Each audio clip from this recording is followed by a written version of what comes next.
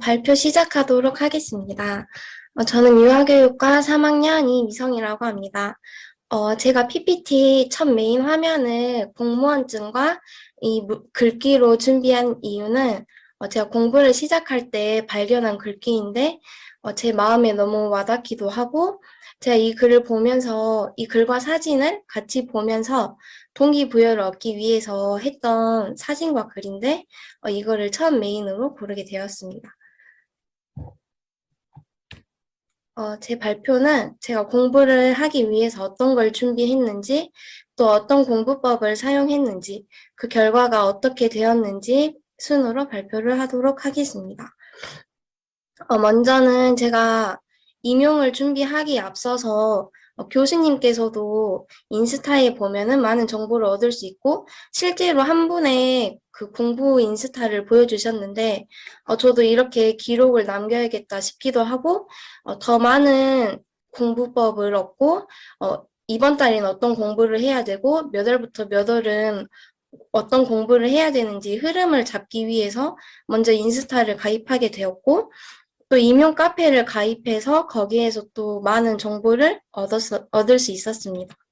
그 다음에 이제 강의를 선택하게 되었는데, 정말 강사님들이 되게 많으세요. 그래가지고 설명회를 하나씩 들으면서 제가 지금까지 해왔던 공부법과 가장 잘 맞을 것 같은 강사님을 선택해서 강의를 고르게 되었습니다. 그 다음에는 그 강사님의 연관 커리큘럼에 따라서 연간 계획표를 작성했는데 월별로 어떤 커리큘럼이 진행되는지 또 그 커리에 따라서 제가 과목별로 어떤 공부를 어떻게 해야 되는지 작성을 해서 책상에 붙여놓고 공부를 했습니다. 그 다음 공부법인데요.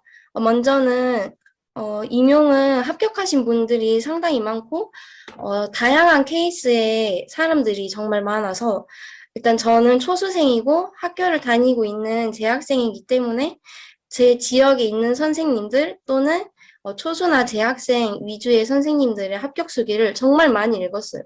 왜냐면 공부의 틀 아예 못 잡겠어서 그 연관계획표를 작성하긴 했지만 좀 틀이 안 잡힌 것 같아서 연수기들을 보면서 학기 중에는 학교 공부와 임용 공부를 어떻게 시간을 분배해서 해야 될지, 또 방학은 학교 공부를 조금 놔도 되는 시기잖아요. 그래서 방학 시간을 어떻게 활용해야 될지, 또 제가 어떤 공부법을 활용할 수 있을지에 대해서 합격 수기를 읽어보면서 공부법들을 탐색했습니다.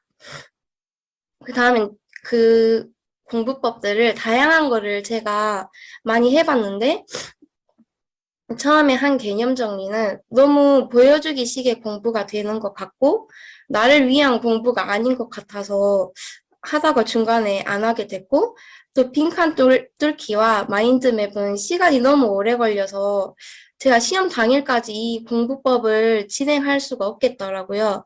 그래서 저만의 공부 루틴을 만들게 되었습니다. 먼저 강의를 시청을 한 다음에 강의를 시청할 때, 그 강사님께서 들어주시는 예시 같은 부분을 저는 예시를 다 적었어요. 왜냐면 이런 예시가 시험 당일에 충분히 활용될 수 있는 부분들이다 보니까 예시들을 다 받아 적었고 또 설명해 주시는 부분들을 저만의 방법으로 구조화를 해서 이렇게 정리를 했습니다. 그 다음에는 계속 회독하면서 쓰면서 같이 말하면서 외우기도 했고 그 다음에 백지노트를 작성했는데 보다시피 원래는 이렇게 검정색 부분 빼고는 다 비어져 있는 상태에서 제가 아는 부분만 채울 수 있는 부분만 이렇게 채웠어요. 사실 여기는 제가 가장 많이 채운 부분을 따온 건데 사실 못 채우는 부분도 정말 많았고 진짜 한 글자라도 써보려고 되게 노력을 많이 했던 것 같습니다. 그 다음에는 또 확인 문제를 풀면서 이때는 종이에 바로 푸는 게 아니라 아이패드에 풀면서 풀고 또 풀고 계속 종이를 새로 뽑는 게 아니라 아이패드에 풀면서 지웠다가 다시 풀어보기도 하고 틀린 부분도 따로 적어놔서 오답노트도 작성하면서 공부를 했습니다. 그 다음에 스터디를 했는데 강제적인 스터디도 많지만 저는 강제적인 스터디랑 강제적이지 않는 스터디를 같이 병행했는데, 먼저 짝 스터디를 하면서 몇 시에 일어났는지, 자기 일어났으면 시간 보내고, 그 하루를 마무리할 때 자기 플래너를 보내면서 오늘 몇 시간 공부했고, 어떤 거 공부했는지, 그 다음 날에는 어떤 거 공부할 건지, 이런 것들을 같이 공유하면서 같이 동기부여도 받았습니다. 그 다음에는 기상 스터디를 했는데요. 시험 당일날 이제 타지에서 시험을 봐야 되다 보니까 되게 일찍 일어나서 공부할 거를 챙겨가서 또 시험장에서도 공부를 해야 되다 보니까 8월 달에는 7시 반 기상, 9월에는 7시, 10월에는 6시 반, 11월에는 6시 이렇게 30분씩 줄여가면서 하는 운영되는 기상 스터디를 들어갔습니다. 그 다음에 논술 스터디를 했는데 먼저는 토요일에 자신이 작성한 답안을 올리고 그 다음에는 순서를 정해가지고 일요일에 다른 선생님 것들을 첨삭을 해주었는데 이렇게 논술 스터디를 하면서 전 뭐가 좋았냐면 논술 책에는 되게 정해진 답만 이렇게 있는데 여러 선생님들의 답을 보다 보면은 열린 답안들을 볼 수도 있었고 또 이거를 이렇게도 작성해 볼 수 있고 저렇게도 작성해 볼 수 있구나 이런 거를 되게 많이 느꼈고 첨삭을 할 때도 처음에 다른 사람의 글을 건드린다는 것 자체가 너무 어렵고 죄송스럽기도 했는데 같이 이렇게 고쳐 나가다 보니까 더 공부도 되고 좋았던 것 같습니다. 그다음 제가 이제 활용했던 공부법들인데요. 먼저는 제가 어디서든 쉽게 볼 수 있는 암기 카드를 만들어서 시험을 보기 위해서 필수적으로 외워야 했던 부분들은 이렇게 암기 카드를 만들어서 들고 다녔습니다.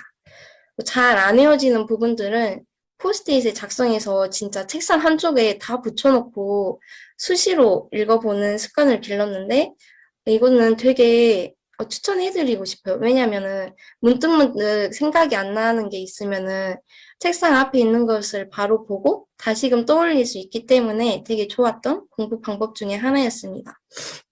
그 다음에 아까 말했던 인스타를 활용해서 제가 공부한 것들을 매일 올리고 제가 공부한 것들을 다시금 보면서 아, 나 이때 되게 열심히 했구나. 아, 나 되게 이때 공부를 안 했구나. 혼자 되게 동기부여도 많이 했어요. 많이 했고 또 회독표를 작성하면서 어느 부분에 힘을 더 실어야 되겠구나. 내가 어느 부분을 더 공부를 더 해야겠다. 이런 거를 체크를 스스로 했습니다. 그 임용고시는 한국사가 필수 시험인데요. 사실 저는 한국사가 싫어서 이과를 갔는데 여기서 다시 한국사를 만나게 될 줄은 상상도 못했어요. 그래서 처음에는 이제 제가 원래 정리를 하면서 하는 공부를 좋아하는데 공부를 정리를 하고 그걸 이제 계속 회독을 하다가 문제를 풀었는데 진짜 점수가 택도 없는 거예요. 저는 사실 한국사 시험을 3번인가 떨어지고 4번째에 붙었는데 네 번째 시험을 보기 전까지 뭐 다른 강사님의 강의도 봤었고 다르게 정리도 해봤는데 기본서를 회독하는 것보다는 기출을 풀면서 그 회차에서 제가 틀렸던 거를 구구절절 쓰는 게 아니라 뭐는 뭐 이렇게 정리를 한 줄로 해서 계속 이거를 반복적으로 읽었던 것 같아요. 이렇게 하다 보면 내가 또 틀린 부분이 또 생기고 그러다 보면 아, 이 부분 내가 진짜 더 열심히 해야겠다 이런 생각이 들어서 이 공부법도 되게 추천해드리고 싶어요. 그 다음 인용을 기출 분석한 건데요. 저는 좀 이렇게 색깔이 많은 걸 되게 좋아해가지고 문제별로 답을 찾을 수 있는 부분들을 체크를 해두고 또 학자 부분 같은 거는 학자 부분이 나오면 보라색을 체크를 하고 파란색 펜으로 이 학자에 대한 개념들을 다시금 적어보고 문제에 나왔던 개념들도 한 번씩 다시 적어봤어요. 그 다음에 지문에서 문제로 나오진 않았지만 다른 문제로 충분히 활용될 수 있는 부분들을 노란색으로 체크를 했는데 이때 확실하지 않은 답은 잘못된 개념을 형성시킬 수 있기 때문에 진짜 누가 봐도 이거는 이렇게 나올 수 있는 문제다 싶은 것들만 노란색으로 체크를 하고 또 그 옆에 관련된 개념을 적어보았습니다. 그다음에 단권화를 만들 때는 보통 기본서가 줄글로 많이 나와 있어서 저는 표로 정리를 해서 이렇게 들고 다녔고,